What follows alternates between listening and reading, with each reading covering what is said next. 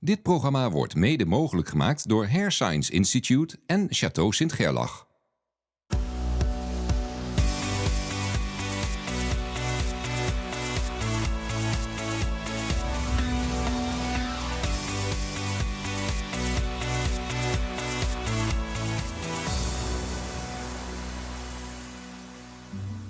Ik behoor tot de gelukkige 50% van mannen in mijn leeftijdscategorie boven de 50 die er geen last van heeft. Maar die andere 50% van mannen in mijn leeftijdscategorie die hebben er wel last van kaalheid. Ook veel vrouwen hebben er trouwens last van. En dan hoeft het ook lang niet altijd te zijn dat je vanzelf kaal wordt omdat je wat ouder wordt. Maar het kan ook ten gevolge van ongelukken, bijvoorbeeld brandwonden, waardoor mensen een deel van hun haar kwijtraken. Dan zijn er een aantal methodes die je kunt gebruiken om daar iets aan te doen. En een van de meest grondig onderzochte wetenschappelijke methoden wordt hier in deze kliniek toegepast. De haarstamceltransplantatie. Het gebeurt hier in een kliniek in Maastricht, het Hair Science Institute. En ze hebben ook nog vestigingen in Amsterdam en in Londen, in Wenen, een hele grote, ook nog in Jakarta, waar cliënten met deze methode worden behandeld. En met fantastische resultaten. We gaan in deze programmaserie die methode aan u laten zien. En we praten uiteraard met degenen die het hebben bedacht, hebben ontwikkeld en nu ook nog bezig zijn met weer verbeteringen. We praten met hoogleraren, met professoren, met artsen. En natuurlijk praten we met cliënten. De mensen die hier kwamen met kaalheid en zich hebben laten behandelen. En we praten over de resultaten. Is het ze bevallen? Is het geworden wat ze graag wilden? Nou, ik zei al, mannen en bij vrouwen komt het voor. Maar in deze eerste aflevering gaat het om te beginnen over mannen die last hebben van die kaalheid. En wat kunnen zij daar aan doen?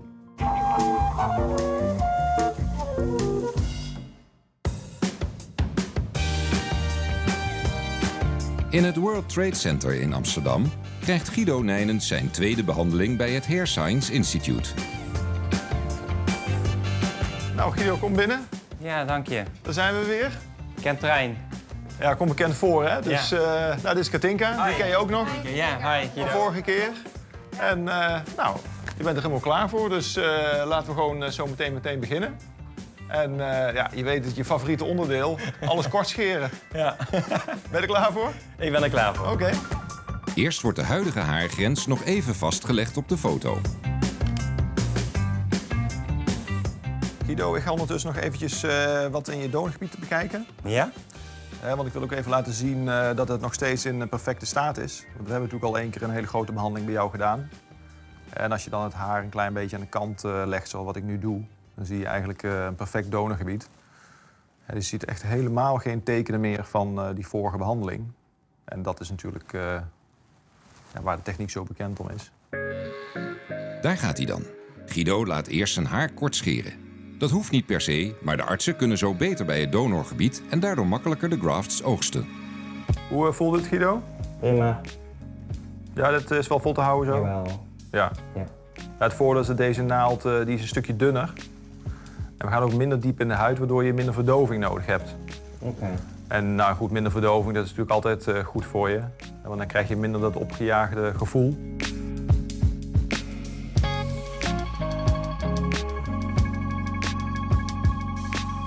Zo Guido, dat is voorbij. Ja, Het is heel goed gegaan. 1700 grafts. mooi. Top Ja, scoren. kan niet weten. Dus een stukje meer als vorige keer. Ja. Dus we kunnen het eigenlijk meer dan twee keer zo volmaken nu. Als je goed vindt, ga ik nu de haarlijn tekenen bij je. Spannend. Ja. Ja. Alle stukjes weefsel en haar, ook wel grafts genoemd, zijn geoogst. Deze kunnen nu op de kalende plekken van Guido teruggeplaatst worden. De techniek is zo verfijnd dat er in het donorgebied altijd weer haar teruggroeit. Ten opzichte van je oude haarlijn ga je dus hier zeg maar een dikke centimeter naar beneden toe. Hier ga je ietsje naar beneden en daardoor wordt je hele haarlijn ietsje vlakker als het ware. Dus heb je wat minder de inhammen als het ware. Ja, ja, precies. En daarnaast gaan we natuurlijk dit hele gebied gaan we ook nog een keertje meenemen om op te vullen. Ja. Nu kunnen de gaatjes worden gemaakt waarin de grafts teruggeplaatst zullen worden. Nou, gemiddeld gezien komt er uit een graft zeg maar 2, soms 3 haren. Dus die 1700, dat worden in ieder geval nou, zeg maar rond de 5000 haren. Omdat we die op een vrij klein gebied zetten, gaat het natuurlijk een flinke impact hebben.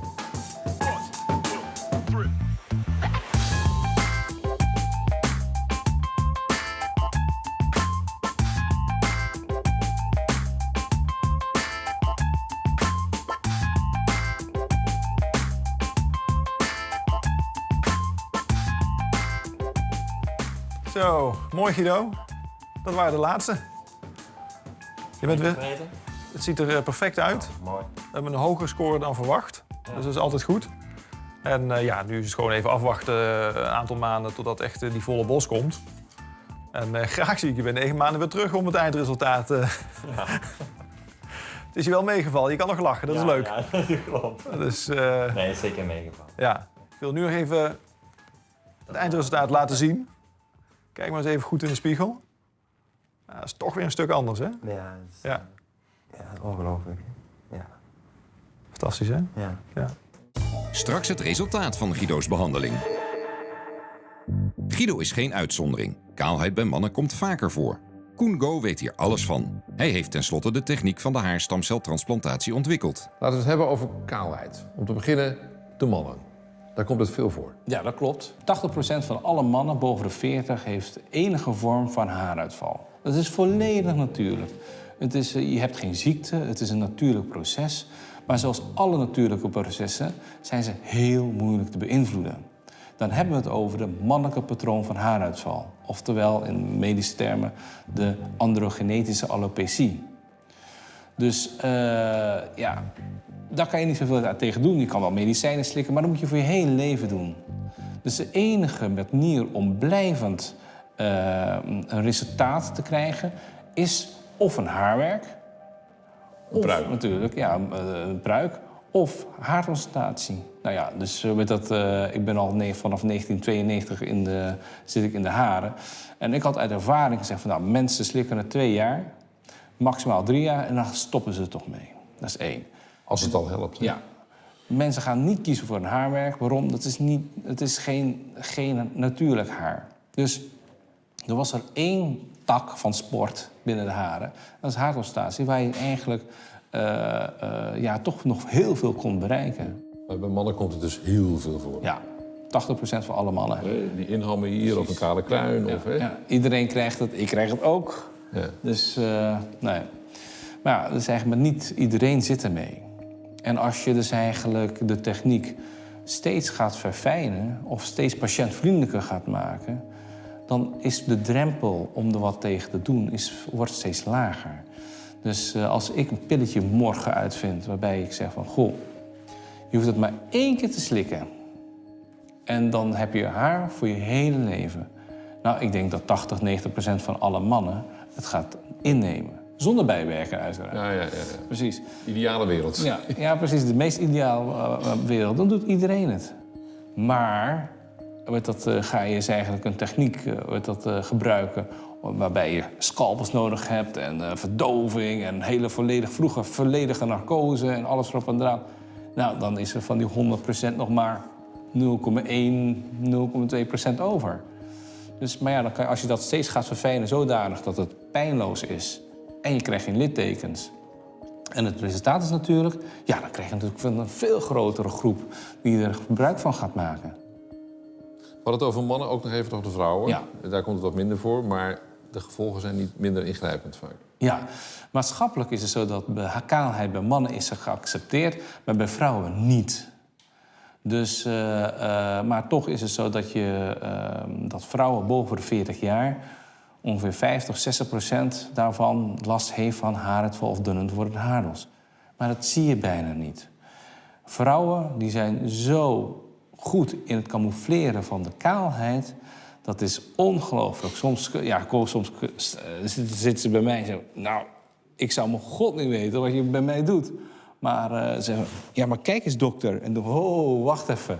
Dus, maar het is bij hun ook anders, hè? Niet die inhammer die wij krijgen of die kale kruin. Bij vrouwen is het over vaak het hele hoofd. Bovenop. Ja. Bovenop. En meestal blijft er een heel klein randje over, dat dus eigenlijk wel normaal is. Maar daarachter wordt het heel, heel erg dun, nog bijna helemaal kaal. Nou, die vrouwen die zien we ook heel veel.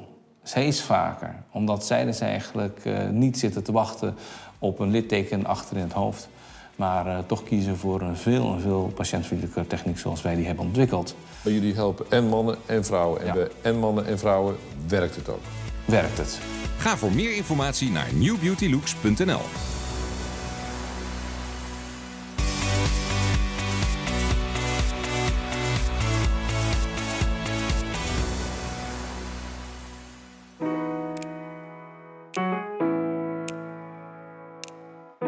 Voor de break zagen we Guido die in Amsterdam een haarstamceltransplantatie onderging. Zijn inhammen zijn nu opgevuld en de haardos bovenop het hoofd is wat voller gemaakt. Vandaag is hij voor een nakontrole bij de kliniek in Maastricht. Hoe is het nu met hem? Guido, bij jou begon het rond je 30ste, hè? Je bent rond je 30ste al kaal. Begon het, ja. En toen? Ja. Heb ik 5 jaar lang in de spiegel gekeken, ik moet hier iets aan doen. Oh, ja. Ja, en met 35 jaar heb ik dan toch eens gaan neus op internet. En gaan kijken van wat is hier aan te doen. Was dat ijdelheid? Ja, eerlijk te zijn wel, ja. Ja, ik vond het toch wel belangrijk om een beetje voor de dag te komen. Ja. Dan ga je op internet kijken. Hoe zoek je dan? kalemannen.nl? Ja, dat niet. Eerst probeer je het met shampoos. Oké. En met andere middelen. En je vraagt je kapper om eens goed te kijken van wat is allemaal mogelijk. Maar dan kom je ook snel achter dat dat allemaal niet gaat lukken. Op geld aan besteed aan die shampoo? Ja, toch wel enkele shampootjes stonden wel op mijn doucherekken, ja, dat klopt. Maar dan besluit je uiteindelijk om hier je het te laten behandelen. Wat gaf voor jou de doorslag? Om naar het Hair Science Institute te gaan? Nou, ik wil geen litteken op mijn donorgebied, zoals ze het hier zeggen. Nee, beslist niet. Dus dat was voor mij helder. Want ik heb natuurlijk naar de concurrentie gekeken. Daar ben ik eerlijk in, ben ik ook de deur gaan en de deur geweest. Maar nee, die litteken van links naar rechts achter op je hoofd, dat zag ik niet zitten. Vandaar hier. Hoe is het bevallen? Heel goed. Ja. Nou, in maart 2011 was de behandelmaand. En daarvoor, een aantal maanden voor, heb ik een intake gehad. Ja, dat beviel heel goed. Het gevoel was van, ze willen echt iets voor mij, ze kunnen iets voor mij betekenen. En toen ben ik nog een tweede intakegesprek in begin maart. En 8 dagen later lag ik hier zat ik in de stoel. Want buig eens iets voor over. Als ik nu kijk, dit is een gesloten, prachtig matje. Ja. Hoe zou dit er nu uitzien zonder de behandelingen van hier? Ja, ik heb dus 2 behandelingen gehad. Zonder die 2 behandelingen was ik tot hier helemaal kaal. Was dit echt kaal geweest? Ja, was wow. echt kaal. Ja. En ik zie en ik weet dat je behandeld bent, maar het is niet zichtbaar. Het ziet er niet uit als een... transplantatie. Nee, dat was ook heel veel mensen in mijn omgeving die wisten niet dat ik het heb laten doen. Niet dat ik het niet heb verteld, diegenen die ik het heb verteld, die zagen natuurlijk. Maar ja, ik had altijd de haren zo dat je het niet kon zien. Een beetje voetelen, zoals ze het zeggen. Oh, okay. Maar die eerste behandeling daarna, waren mijn haren die voor de behandeling zaten, die vielen nog uit. Okay. Dus ik heb de 2 behandelingen vond ik wel voor mij nog even noodzakelijk. Ja, en dus dit het eindresultaat. Aanrader. Echt een aanrader, ja. Dankjewel. Tijd voor de nakontrole.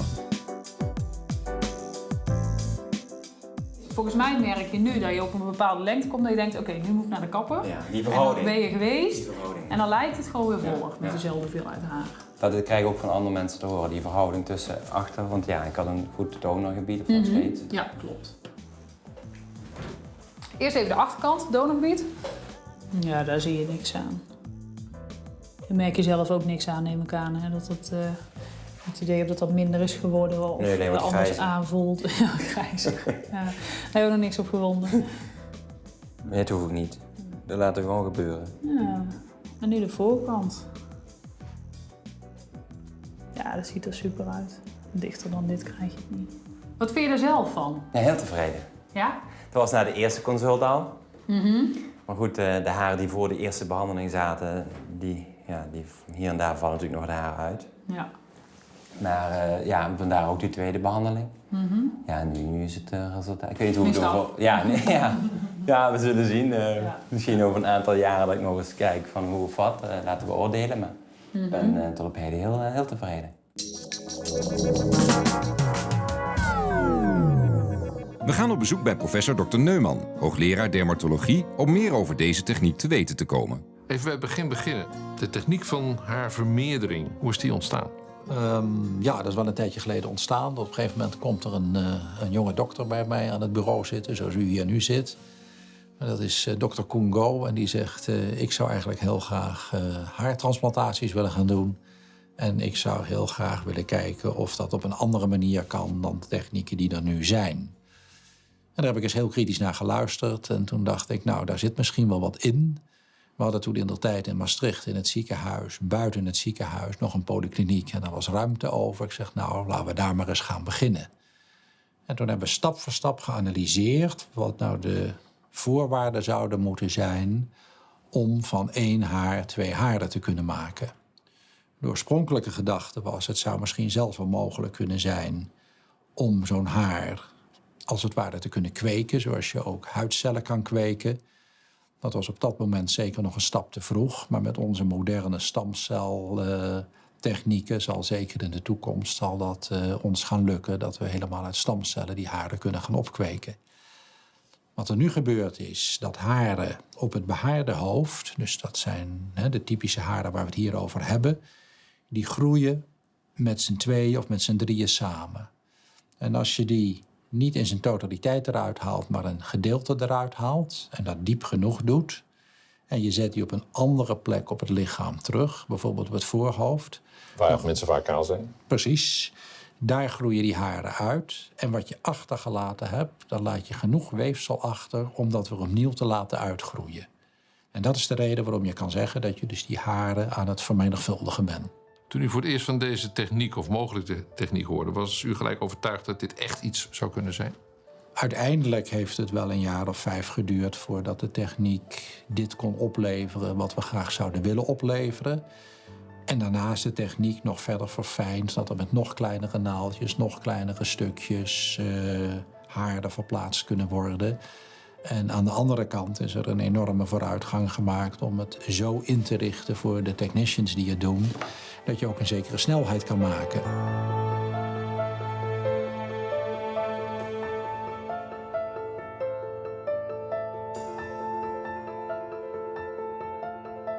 U bent uw wetenschapper, u bent verbonden aan de Erasmus Universiteit Medisch Centrum hier. En u hebt zich ook verbonden, althans uw naam, aan dit Hair Science Instituut.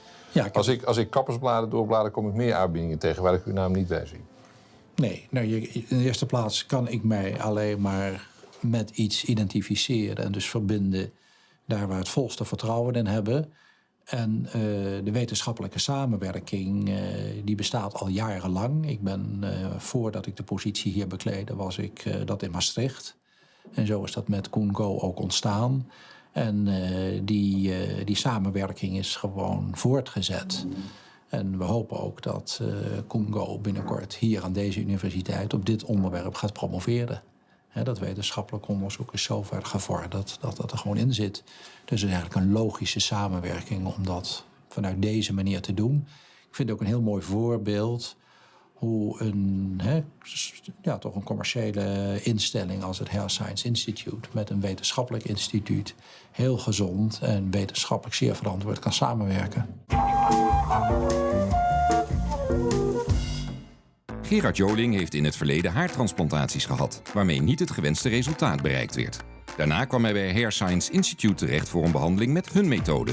Sindsdien heeft hij zijn volle haardos weer helemaal terug. Gerard, jij hebt een lange geschiedenis met kaalheid. Vertel mij het moment dat je voor het eerst dacht van, holy smoke, je wordt kaal.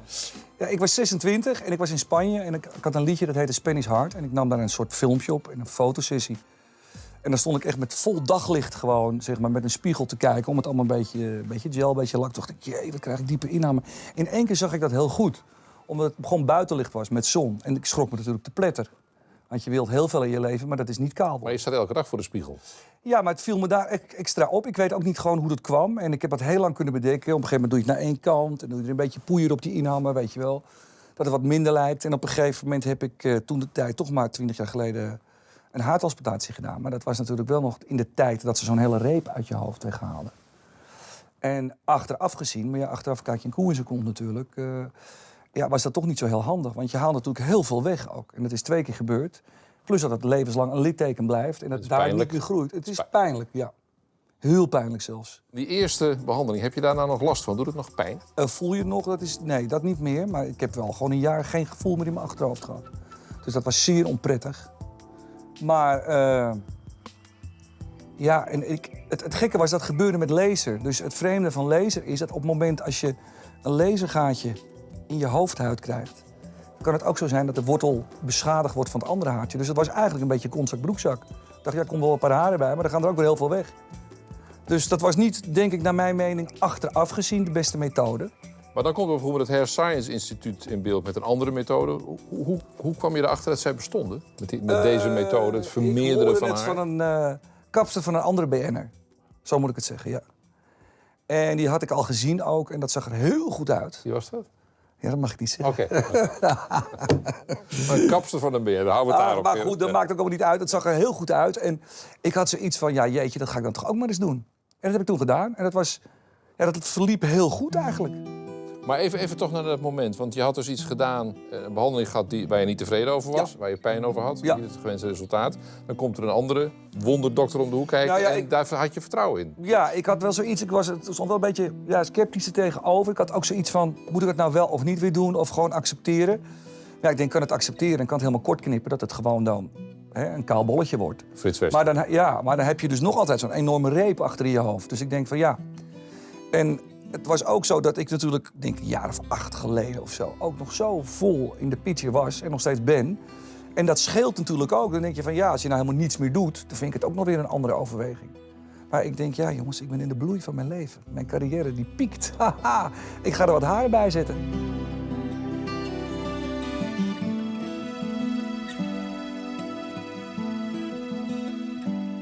In deze aflevering maakten we kennis met een paar kale mannen. En we zagen wat voor oplossingen het Hair Science Instituut voor hen heeft.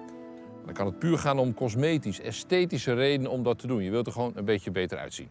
In de volgende aflevering maken we kennis met een heel bijzonder meisje van een jaar of 8. Laura. Toen ze een babytje was van 6 maanden, heeft ze geweldige brandwonden opgelopen. En een gigantische kale plek hier op haar hoofd eraan overgehouden. Op school werd ze gepest. En haar droom om ooit in het theater te staan met dans en met muziek leek in duigen te vallen. Tot ze een behandeling kreeg bij het Hair Science Instituut. Haar droom is springlevend. Aflevering gemist? Kijk op rtlxl.nl. Dit programma werd mede mogelijk gemaakt door Hair Science Institute en Château Sint Gerlach.